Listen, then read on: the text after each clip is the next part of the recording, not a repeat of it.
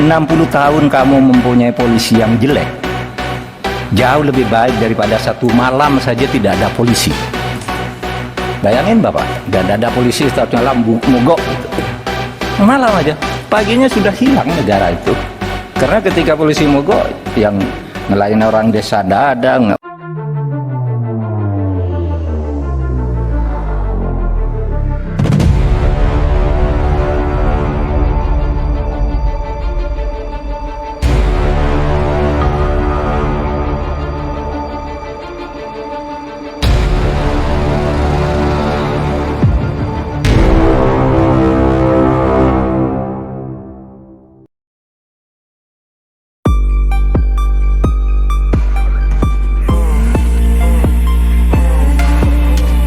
Usulan aneh dari Demokrat, Kapolri diminta dinonaktifkan. Ditulis oleh X Hardi. Semangatnya bahwa dari 430.000 personel Polri, saya yakin masih banyak personel Polri yang baik. Tunjukkan dalam kinerja rekan-rekan sehingga masyarakat kemudian merasakan, kemudian melihat bahwa lebih banyak polisi yang baik. Dan ini kita harus saling mengingatkan. Kasus Verdi Sambo ini benar-benar mencoreng nama institusi Polri.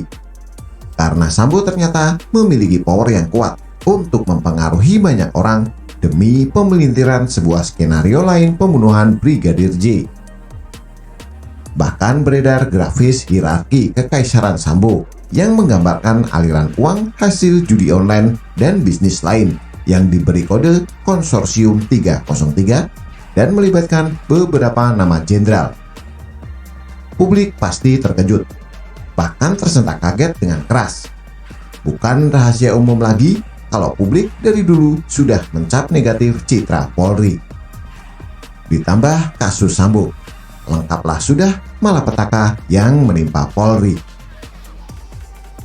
Anggota Komisi 3 DPR dari fraksi Demokrat, Beni Kaharman mengusulkan Kapolri Jenderal Listio Sigit Prabowo dinonaktifkan buntut penanganan kasus pembunuhan berencana Brigadir J yang diotaki oleh Irjen Verdi Sambo. Pernyataan Beni ini disampaikan dalam rapat bersama Komisi 3 DPR RI dengan Kompolnas, LPSK, dan Komnas HAM di Komisi 3 DPR RI, Komplek Parlemen, Senayan. Ini berawal dari sebuah kabar di mana ada seorang jenderal bintang 3 yang mengaku akan mundur jika Verdi Sambo tidak dijadikan tersangka. Sampai detik ini, nama jenderal tersebut tidak dibuka ke publik. Beni juga meminta agar nama jenderal tersebut dibuka ke publik. Dia juga berbicara mengenai keterangan polisi mengenai kasus Brigadir J yang tidak dipercaya publik. Kalau saya sebut aja Pak, siapa jenderal yang mau mengundurkan diri, supaya jangan ada gelap-gelap. Yang kedua, udah betul Pak Mahfud ada tersangka baru. Yang penting siapa, kan gitu Pak. Kita nggak percaya polisi. Polisi kasih keterangan kita kepada publik. Publik kita ini udah ditipu juga, kita ini kan. Kita dibohongin. Sebab kita ini hanya baca melalui medsos Pak Mahfud. Dan keterangan resmi dari Mabes. Kita tanggapi ternyata salah. Jadi publik dibohongi oleh polisi. Maka mestinya Kapolri diberhentikan sementara. Diambil alih oleh Menko Polhukam untuk menangani kasus ini supaya objektif dan transparan. Itu Pak Ketua. Terima kasih. Sudah betul Pak Mahfud ada tersangka baru, yang penting siapa, kan gitu. Kita nggak percaya polisi. Polisi kasih keterangan kepada kita publik. Publik kita ditipu. Kita ini kan, kita dibohongin. Sebab kita ini hanya baca lewat medsos Pak, dan keterangan resmi dari Mabes. Kita tanggapi ternyata salah, ujar Beni. Barulah Beni mengusulkan Kapolri dinonaktifkan dan meminta Menko Polhukam Mahfud MD mengambil alih agar kasus ini objektif dan transparan. Kalau menurut saya, sejak kasus Verdi Sambo merembet kemana-mana, kemungkinan ada sedikit gesekan di internal Polri. Kasus ini bukan lagi sekedar pembunuhan terhadap Brigadir J, tapi jaringan bisnis dan lain-lain yang berada di bawah kendali Sambo jika isu yang beredar adalah benar. Pasti ada banyak yang terseret. Yang terseret pasti tidak tinggal diam dan akan melawan. Beberapa hari lalu Indonesia Police Watch menyebut kemungkinan ada perlawanan di internal Polri. Upaya perlawanan tersebut dilakukan kubu Irjen Verdi Sambo yang memang tidak tampak di permukaan, tapi kemungkinan masih ada. Bagaimana dengan Kapolri sendiri? Yakin tidak ada yang mengincarnya karena sudah mengganggu kepentingan banyak orang terkait kasus Sambo. Kasus ini membuat banyak orang dipecat. Otomatis banyak posisi kosong. Banyak yang mulai ngiler dan mengincar posisi tersebut, bukan?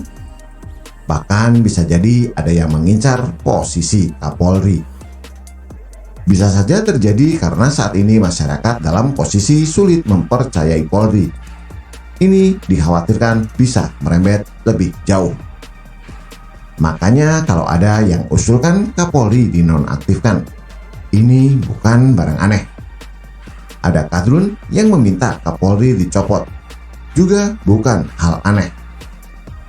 Tapi syukurlah 3 partai besar yaitu PDIP, Golkar, dan Gerindra tegas menolak usulan penonaktifan Kapolri. Kapolri dianggap sudah tepat dalam menangani kasus Sambo. Mereka tak ingin kasus Sambo merembet ke kasus lain. Menonaktifkan Kapolri tidak akan membuat situasi menjadi lebih baik. Kapolri on the track kalau menurut saya. Kalau terkesan lambat, iya. Tapi itu juga banyak faktor yang menyebabkan dia terkesan lambat. Tapi kan golnya sudah kita rasakan. Karena kita mencintai Polri ini.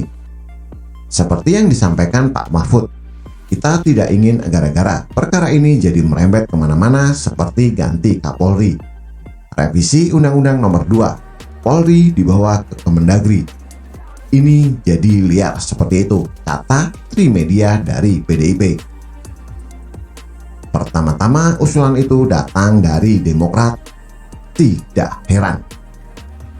Saya dari dulu sudah punya pemikiran, jika kasus Verdi Sambo makin melebar, maka Kapolri bisa jadi target sasaran, dan ternyata benar kan? Sebenarnya ini adalah strategi halus di balik keseriusan Kapolri untuk membenahi Polri dan mendapatkan kembali kepercayaan masyarakat. Ada oknum di balik layar yang merancang skenario politis demi kepentingan pribadi. Kalau mereka mau melakukannya, memang sekarang saatnya karena masyarakat sedang kecewa berat dengan Polri. Informasi dari luar Polri dianggap lebih benar ketimbang informasi dari Polri. Semoga Kapolri segera bereskan ini lebih cepat dan super tegas. Saya percaya Pak Listio sangat amanah dan bisa menyelesaikan masalah ini. Bagaimana menurut Anda? Silahkan tulis komentar di bawah.